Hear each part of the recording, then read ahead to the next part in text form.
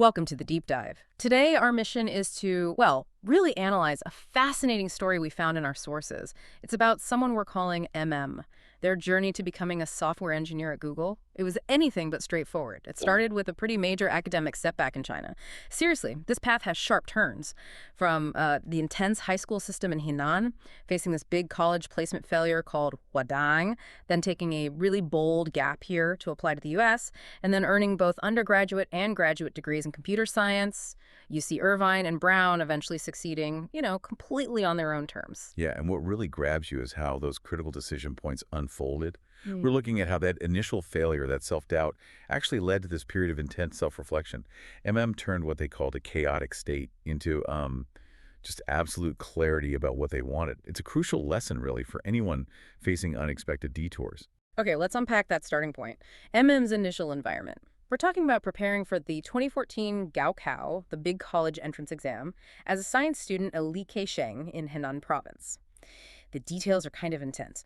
Waking up before 6 a.m. for mandatory morning runs in heavy smog, often when it was still dark out. Oh, yeah.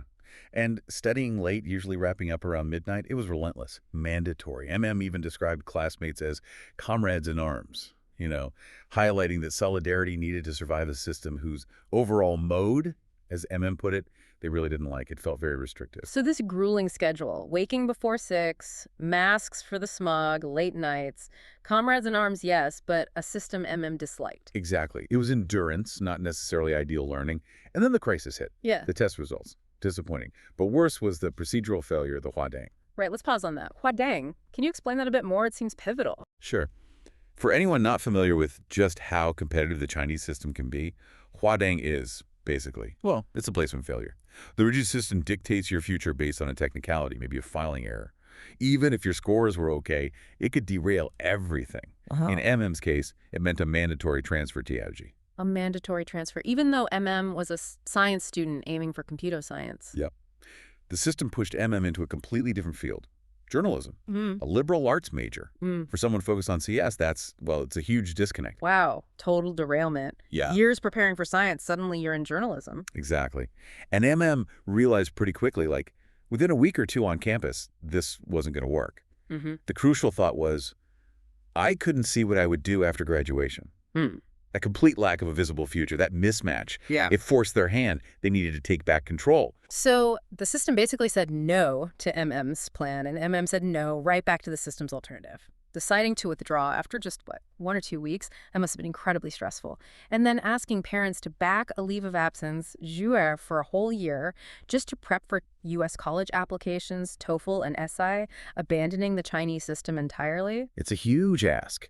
And you have to appreciate the family pressure. MM's parents, they were supportive, amazingly so. Yeah. But they had this one very real fear. Their big worry was, what if the U.S. application fails?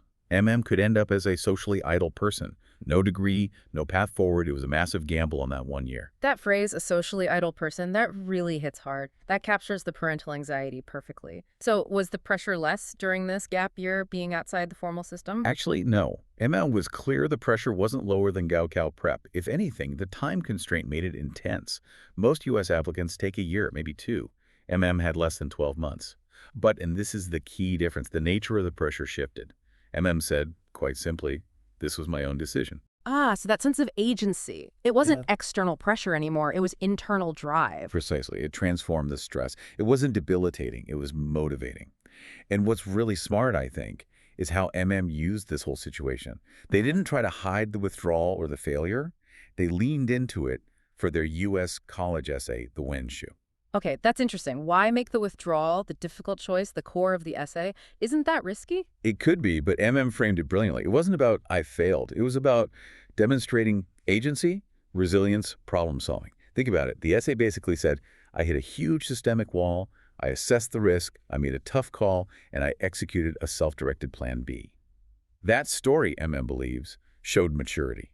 It likely helped secure admission, even scholarships, to places like UC Irvine, despite, as admitted, test scores that weren't absolutely top tier. So the failure became proof of initiative. That's a powerful reframe. The Chinese system saw a problem. The U.S. system saw potential. Exactly. Leverage your setbacks. That's a major takeaway right there. Okay, so lands at UC Irvine. top 30 public university in California studying computer science. Finally, on the intended path. How did that experience compare to the chaotic state before? It was night and day. That gap year wasn't just about test prep. It was about self-discovery. used that time to truly recognize what I wanted to do. So arriving at UCI, had clarity, a roadmap. That previously chaotic world now had structure, steps towards clear goals, and the U.S. system's flexibility, or EM called it, played a big role. How so? How did the flexibility help? Well, specifically at UC Irvine, the tuition structure was key. They charged by the semester, not per credit. Oh, interesting. So taking more classes didn't cost more each term. Right, which created this strong incentive to load up on courses and finish faster. saw it as a way to save money. So graduated early, in just over 3 years instead of the standard 4. That wasn't just luck. It was actively managing the system. Plus, they packed in research, internships, mentoring, really building the experience they wanted. That's incredible. Turning past frustration into hyper-efficiency. Actively managing the system, not just going through it. All right, let's move to the next pivot. Finishes undergrad. The plan is maybe work for a year or two, then think about a master's, but then late 2019. Yeah, COVID hits. And the tech job market, especially for new grads, suddenly got really tight. Fewer opportunities. So another unexpected turn. What did do? Another strategic pivot. Instead of waiting it out, decided to accelerate the grad school plan. But it wasn't just any master's program. The choice reflected a deeper thinking about their career path. How so? What was the thinking? realized that their undergrad focus, AI, often meant just using existing tools unless you went for a PhD.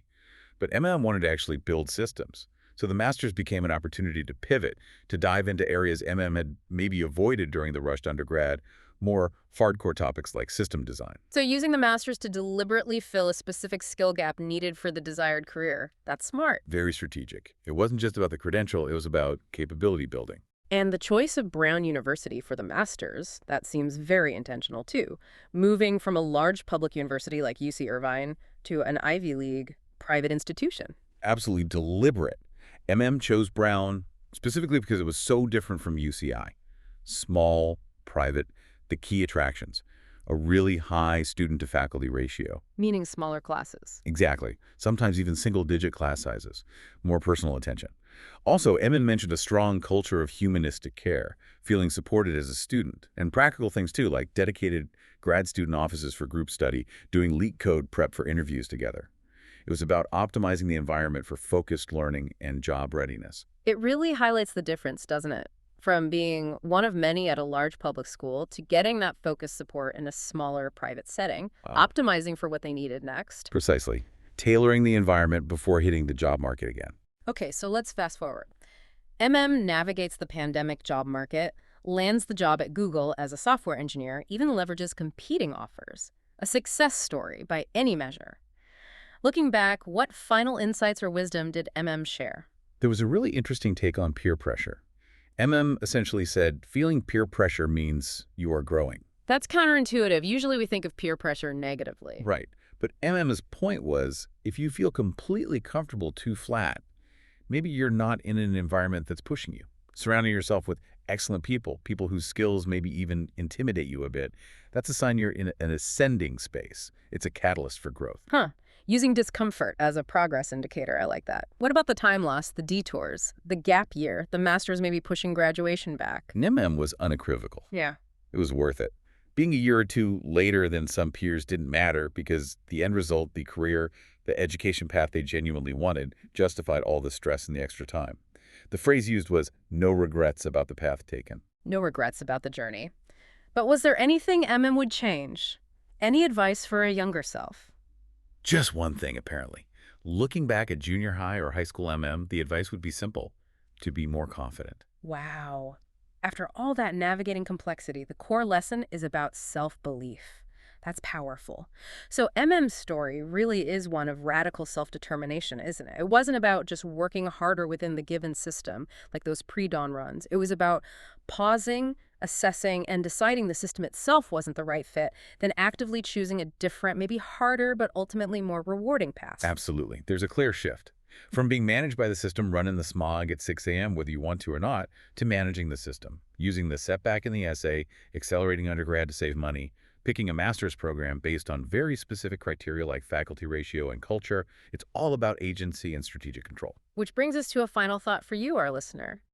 Took that gap year because the path ahead felt, well, chaotic, unclear, unwanted. Their success suggests that maybe sometimes a strategic pause isn't lost time. That self-directed delay, that moment to reassess, it can actually be a huge competitive advantage. It can lead to a much clearer vision than just sticking to the timeline everyone else follows. So the question for you is, what chaotic area in your own life, your career, your learning might actually benefit most from hitting pause, taking a moment to refocus, and maybe choosing your own destination instead of just following the default route?